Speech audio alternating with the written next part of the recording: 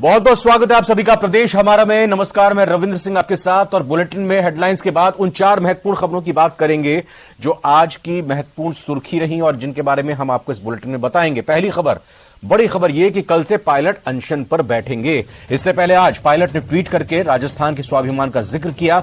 वहीं कल कांग्रेस प्रदेश प्रभारी रंधावा गहलोत पायलट से मुलाकात करेंगे। और दूसरी महत्वपूर्ण बात यह कि राजसमंद में आज बीजेपी का जन आक्रोश महाघेराव कार्यक्रम हुआ, जहां सीपी जोशी ने कांग्रेस पर जमकर हमला किया। वहीं रोहित गोदारा के खिलाफ रेड कॉर्नर नोटिस जारी हुआ है, तो दूसरी ओर जैसलमेर में 35 करोड़ की हेरोइन जब्त की गई है, जो कि पाकिस्तान से आती थी।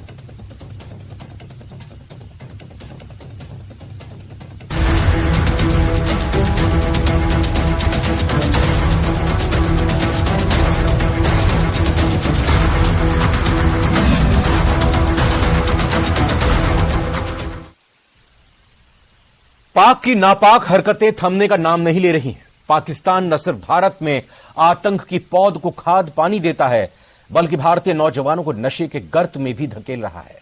राजस्थान क्राइम ब्रांच ने जैसलमेर जिले में 35 करोड़ के हेरोइन बरामद करने के साथ ही 4 तस्करों को गिरफ्तार किया। देखते हैं इस रिपोर्ट में। बॉर्डर पार से ड्रग्स का खेल, पुलिस ने किया धंधा फेल। जैसलमेर और जयपुर की विशेष पुलिस टीम ने जॉइंट ऑपरेशन करते हुए करीब 9 किलो हेरोइन पकड़ी है। इसकी कीमत 35 करोड़ रुपए आंकी जा रही है। पुलिस ने 4 तस्करों को भी पकड़ा। हेरोइन पाकिस्तान से ड्रोन से लाई गई है, हालांकि अभी तक इसकी पुष्टि नहीं हो पाई। दरअसल एडीजी क्राइम दिनेश एमएन और DIG crime branch Rahul Prakash की मॉनिटरिंग में जैसलमेर के बॉर्डर इलाके में पुलिस की टीम तस्करों के खिलाफ बड़ी कार्रवाई कर रही है। रविवार की देर रात को जैसलमेर के अलग अलग इलाकों में कार्रवाई की गई, जिसमें पुलिस को अप्रत्याशित सफलता मिली है। जैसलमेर के कुछ लोग ड्रोन के मार्फत सीधे हेरोइन प्राप्त कर रहे थे, जो कि अभी तक की सूचना के आधार पे बॉर्डर के उस तरफ से आ रहा था।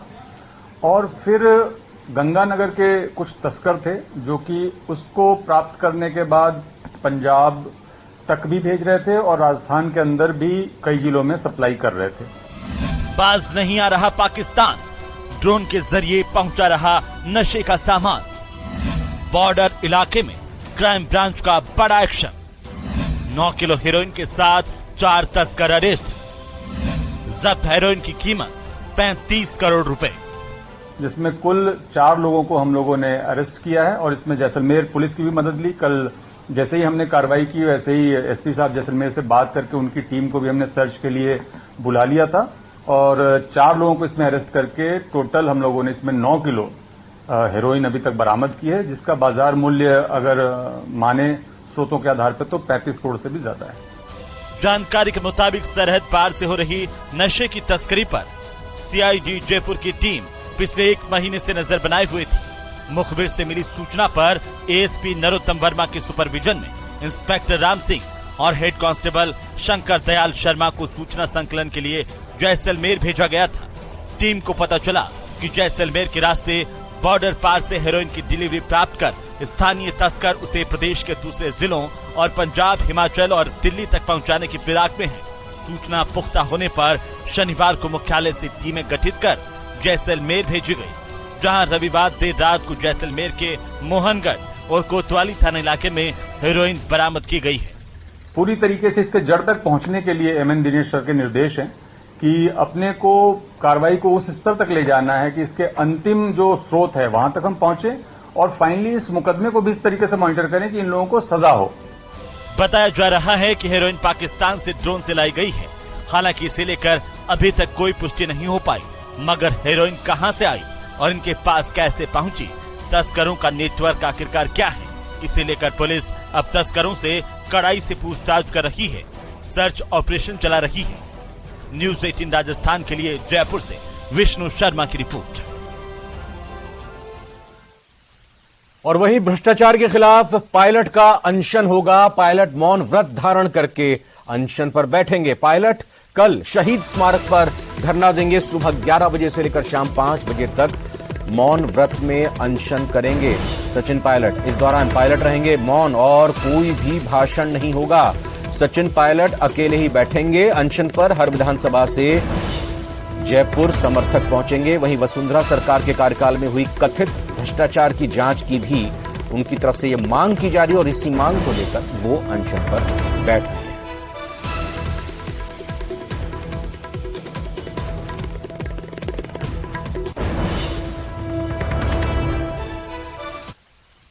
पूर्ववर्ती बीजेपी सरकार के कथित भ्रष्टाचार की जांच की मांग को लेकर कल सचिन पायलट अनशन पर बैठने वाले हैं। अनशन से पहले सियासी पारा गर्मा गया है। अनशन से पहले कांग्रेस प्रभारी सुखजिंदर सिंह रंधावा ने बड़ा बयान दिया है। रंधावा ने न्यूज 18 से बातचीत में कहा कि अनशन से पहले पायलट को मुझसे बात करनी चाहिए थी। अभी मेरे साथ बात नहीं की। मेरे साथ बात करने के बाद इनको प्रेस में जाना चाहिए था और शायद मैं भी साथ बैठ जाता कि हाँ, इन्होंने मेरे को कहा है। पार्टी का डिसिप्लिन और पार्टी का टाइमिंग, जो आज टाइमिंग है, और एक बात मैं बहुत क्लियर कर देना चाहता हूँ कि करप्शन के अगेंस्ट हमारा लीडर जो है राहुल गांधी, उसकी जुबान बंद करने के लिए पार्लियामेंट से निकाल दिया, उसको जेल की सजा दे दी। वो काम हम कर ही नहीं सकते जो करप्शन की फेवर में जाए। वो तो सभी के मन में रहता है, वो तो नहीं मैं रूल आउट कर सकता। हर आदमी चाहता है कि मैंने काम किया है, पर उसके लिए धैर्य भी रखना पड़ेगा, वेट भी करनी पड़ेगी। कई बार कांग्रेस पार्टी या किसी पार्टी में जब रहते हैं तो हमें काम भी करना पड़ता है कि हमें जो भी है कि डैमेज कंट्रोल करने के लिए एक टीम बननी चाहिए जो इमीडिएटली उसके ऊपर एक्शन करे। लंबा टाइम नहीं जाना चाहिए, तो करेंगे, कोई ऐसी बात नहीं है। और जो है चैलेंज है उनको एक्सेप्ट भी करेंगे और काम भी करेंगे। आरएलपी सुप्रीमो हनुमान बेनीवाल ने सचिन पायलट को नई पार्टी बनाने की नसीहत दी है। बेनीवाल ने कहा कि अब वक्त आ गया है जब पायलट को मैदान में मोर्चा खोल देना चाहिए। कांग्रेस पार्टी उन्हें सीएम नहीं बनाने वाली। वो अगर पार्टी बनाते हैं तो उनके साथ हम मिलकर चुनाव लड़ सकते हैं और राजस्थान से भाजपा और कांग्रेस को सत्ता से दूर भगा सकते हैं। मैं चाहता हूं पार्टी बनाए, राजस्थान को इस भ्रष्टाचार बर्बादी से रोके। गहलोत वसुंधरा के खिलाफ जो आरोप लगा रहे हैं, अगर सत्ता में आए तो जांच भी हो जाएगी, जेलों में भी चले जाएंगे सारे लोग जो अपराधी आरोपी है।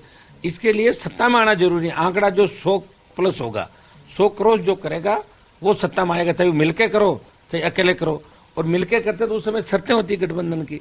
वो एक बार पार्टी तो बनाए, तब गठबंधन की हम बात करेंगे। मैं यह बार बार कह रहा हूं कि सचिन पायलट पार्टी बनाए, नहीं बनाए तो और कोई पार्टी का जहां भी करे जाना। अभी अब समय आ गया, अगर अब समय भी कुछ नहीं कर पाएगा, लास्ट में जनता 2-3 महीने बाद तो चुनाव की तैयारी में लग जाती, वोट किसको देना मन बना लेती जनता। बाड़मेर में दलित महिला से हैवानियत पर भले ही प्रदेश सरकार एक्टिव है और गुनहगार को जल्द से जल्द सजा दिलाने की अपनी प्रतिबद्धता बार बार दोहरा रही है, लेकिन बीजेपी इस मसले पर हमलावर है और प्रदेश कांग्रेस को कटघरे में खड़ी कर रही है। सोमवार को राजसमंद और झुंझुनू में बीजेपी ने प्रदर्शन किया। प्रदेश कांग्रेस पर बीजेपी का वार, नीति और नियत पर करारा प्रहार।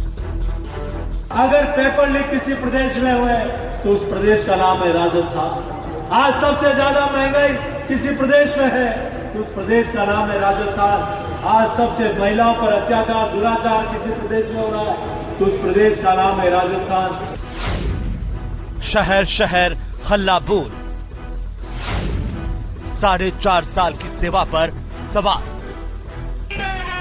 चुनावी समर भले ही वर्ष के अंत में हो, लेकिन शंखनाद शुरू हो गया है। गुजरते वक्त के साथ बीजेपी का हमला तल्ख होता जा रहा है।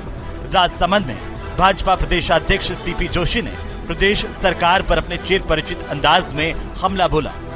सीपी ने किसानों की कर्ज माफी से लेकर शोभा यात्रा पर लगाए गए प्रतिबंधों को लेकर प्रदेश कांग्रेस को आड़े हाथों लिया। किसको बचा रहे थे, किसको बचाना चाहते थे? क्यों 24 घंटे तक उन्होंने एफआईआर लॉन्च नहीं की? आज ऐसे दरिंदों को, ऐसे बेड़ियों को फांसी की सजा होनी चाहिए, भारतीय जनता पार्टी मांग करती है। कार्यकर्ताओं ने कलेक्ट्रेट परिसर में घुसने का भरपूर प्रयास किया। कार्यकर्ताओं के सैलाब के आगे प्रशासन के तमाम इंतजाम दम तोड़ते दिखाई दिए। कार्यकर्ताओं ने पुलिस बैरिकेडिंग को धता बता दिया। हालात पर काबू पाने के लिए पुलिस ने वाटर कैनन का इस्तेमाल किया, लेकिन इससे कार्यकर्ताओं के हौसलों पर कोई फर्क नहीं पड़ा। कई बार तो पुलिस वाले भी पस्त नजर आए।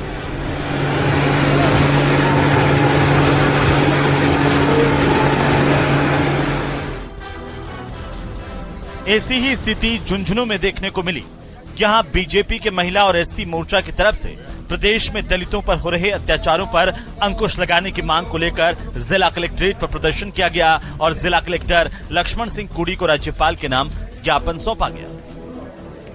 जिस तरह से तब से 4.5 साल में ये कुशासन बना है कांग्रेस का, इन्होंने नंबर 1 पर रहने का काम किया है, खास करके महिलाओं के ऊपर, और वो भी दलित महिला का बलात्कार करके उसको जलाने का काम बालोतरा में किया है। उसके विरोध में आज कलेक्टर साहब को हमने ज्ञापन दिया है। महिला मोर्चा जिला अध्यक्ष सरोज श्योरान की अगुवाई में बालोतरा के पीड़ित परिवार को 1 करोड़ की आर्थिक सहायता, सुरक्षा और एक सदस्य को सरकारी नौकरी दिलाने की मांग की गई। नेताओं के प्रमोशन के बाद बीजेपी कार्यकर्ता खासे जोश में हैं, जिसका असर हल्ला बोल आंदोलन में साफ नजर आ रहा है। Bureau report, news 18 Rajasthan. Alwar की एसीबी कोर्ट ने आज 10,000 रुपए की रिश्वत लेने के 16 साल पुराने एक मामले में तत्कालीन जिला साक्षरता अधिकारी और कनिष्ठ लिपिक को 3-3 साल की सजा सुनाई और 30-30 हजार के अर्थदंड भी लगाया है। एसीबी के विशिष्ट लोक अभियोजक अशोक भारद्वाज ने बताया कि परिवादी अशोक कुमार शर्मा ने भ्रष्टाचार निरोधक ब्यूरो को 30 जुलाई 2007 को एक प्रार्थना पत्र दिया था।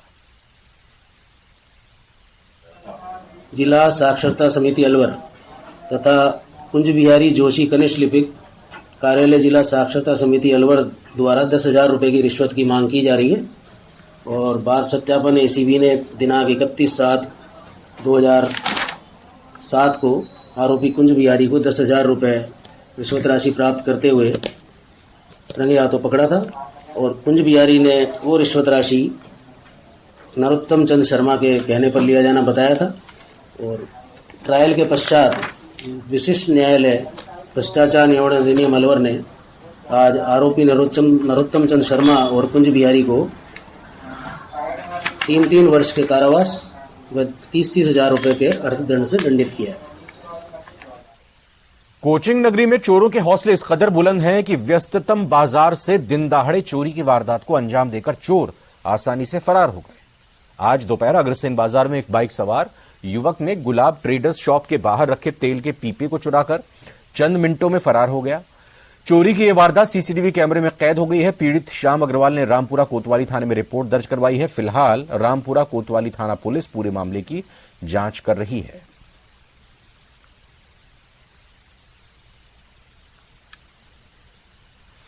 झुंझुनू से बड़ी खबर, जहां सूरजगढ़ में कुलौठ गांव में फसल कटाई मशीन से एक बच्ची बाल बाल बच गई। पूरी घटना सीसीटीवी कैमरे में कैद हो गई।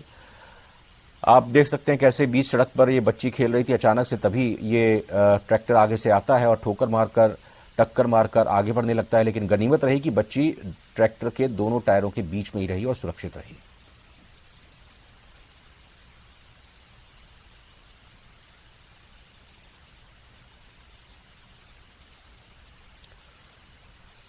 बूंदी जिले के नैनवा कस्बे में स्थित राजीव कॉलोनी में अतिक्रमण हटाने गए ईओ और कांग्रेस पार्षद पति के बीच गहमा गहमी मारपीट में तब्दील हो गई। पार्षद के पति द्वारा एक्सीडेंट में जान से मारने की धमकी दिए जाने से आवेश में आए ईओ मुकेश नागर ने पार्षद पति साजिद को थप्पड़ जड़ दिया। दरअसल ईओ मुकेश नागर पुलिस जाब्ते के साथ राजीव कॉलोनी में अतिक्रमण हटाने गए थे। इस दौरान कार्रवाई का विरोध कर रही कांग्रेसी पार्षद शहजाद बानू और उसके पति साजिद ने अपने आप को हार्डकोर अपराधी बताते हुए ईओ मुकेश नागर को रोड पर संभल कर चलने की बात कहते हुए एक्सीडेंट में जान से मारने की धमकी दी, जिसके बाद गुस्से से आग बबूला हुए ईओ मुकेश नागर ने पार्षद पति साजिद को थप्पड़ रसीद कर दिया, जिसके बाद दोनों पक्षों के बीच धक्का मुक्की होने से मौके पर मौजूद पुलिस ने दोनों पक्षों को छुड़वाया।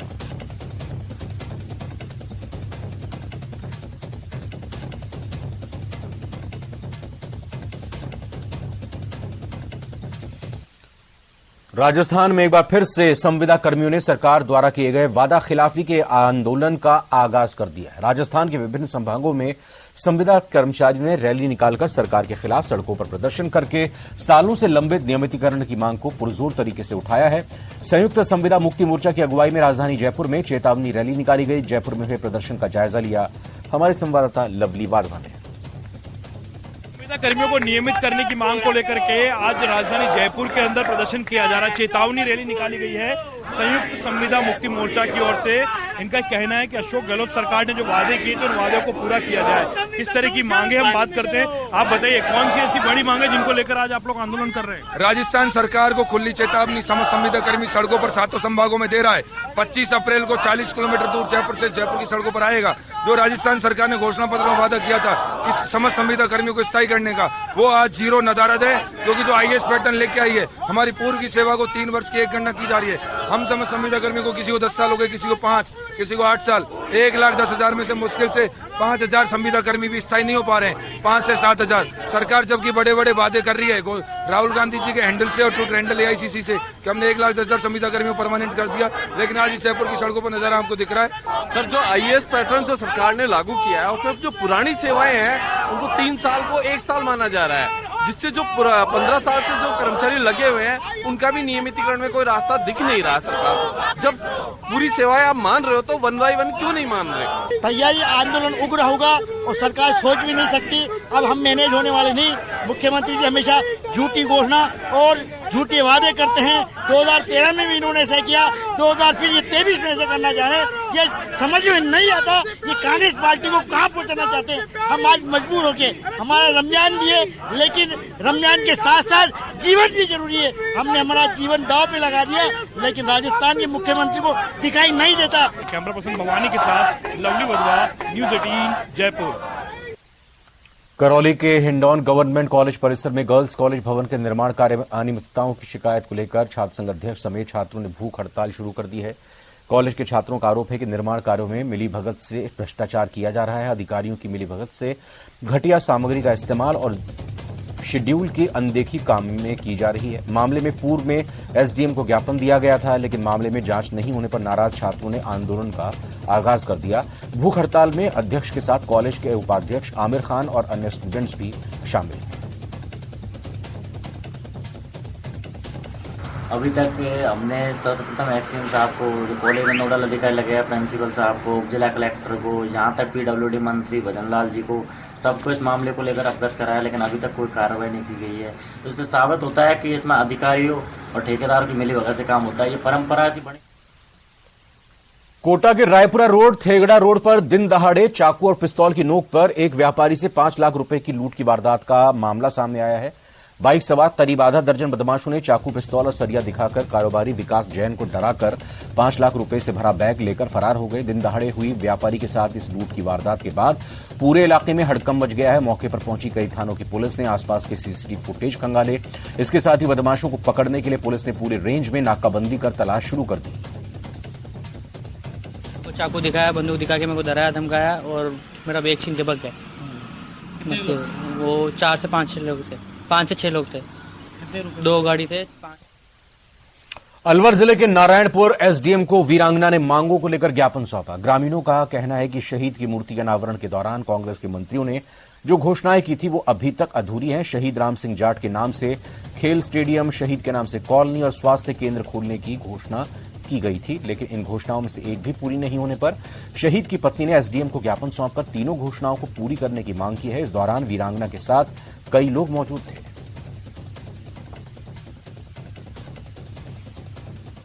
प्रदेश के गांव ढाणी के महिला खिलाड़ी दुबई में होने वाली वुमेन्स कबड्डी लीग में खेलेंगी। जी हां, 23 जून को दुबई स्टेडियम में होने वाले टूर्नामेंट से पहले प्रदेश के सीकर में 10 दिनों का महिला खिलाड़ियों का एक कैंप लगा। इसमें प्रदेश के साथ साथ दूसरे राज्यों से भी महिला खिलाड़ियों ने हिस्सा लिया। कैंप के बाद 8 टीमों का चयन किया गया। इस टूर्नामेंट में 8 राज्यों से 8 टीमें भाग लेंगी। दुबई में 12 दिनों का टूर्नामेंट होगा। आयोजकों का कहना है कि दुबई में खेले जाने वाले नारी शक्ति टूर्नामेंट का मकसद नारी सशक्तिकरण को बढ़ावा देना है। गांव से जो भी बच्चे हैं उनको लेके और शुरू से हम स्टार्ट कर रहे हैं। उसके लिए हमने बहुत ही अच्छे लेवल के जो प्लेयर्स हैं, वो जो गांव के प्लेयर्स हैं उनको लिया है।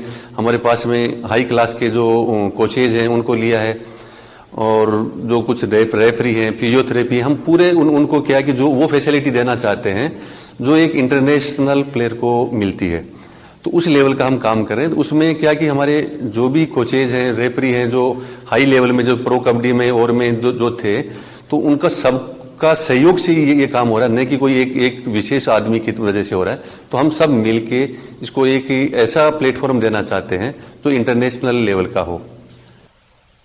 और अब आइए उन खबरों की बात कर लेते हैं जिन पर कल नजर हमारी रहेगी, जो खबर कल आने वाली है सामने और आप चाहेंगे उनकी अपडेट लेना, तो एक एक करके बताते हैं। पहली महत्वपूर्ण खबर यह कि भ्रष्टाचार के खिलाफ सचिन पायलट कल जयपुर में शहीद स्मारक पर सुबह 11 बजे से लेकर शाम 5 बजे तक मौन व्रत में अनशन करेंगे। दूसरी खबर भी बता दें आपको, चूरू और बारां में बीजेपी की जन आक्रोश रैली कल होनी है। कांग्रेस के खिलाफ बीजेपी पैदल यात्रा निकालकर कलेक्ट्रेट का घेराव करेगी। वहीं तीसरी महत्वपूर्ण खबर जिस पर नजर रहेगी वो ये कि 15 अप्रैल को अमित शाह के प्रस्तावित भरतपुर दौरे की तैयारियों को लेकर प्रदेश संगठन महामंत्री चंद्रशेखर भरतपुर में बैठक लेंगे। वहीं महात्मा ज्योतिराव फूले की जयंती पर सीएम गहलोत सुबह 9 बजे महात्मा ज्योतिबा फूले सर्कल 22 गोदाम पर पुष्पांजलि अर्पित करेंगे। वहीं कल ही गुरु तेग बहादुर जयंती के मौके पर विभिन्न धार्मिक संगठनों की तरफ से कई कार्यक्रम होंगे, शोभा यात्रा, लंगर, सत्संग होंगे आयोजित। सभी खबरों पर हमारी नजर रहेगी, लेकिन फिलहाल प्रदेश हमारा के इस बुलेटिन में इतना ही।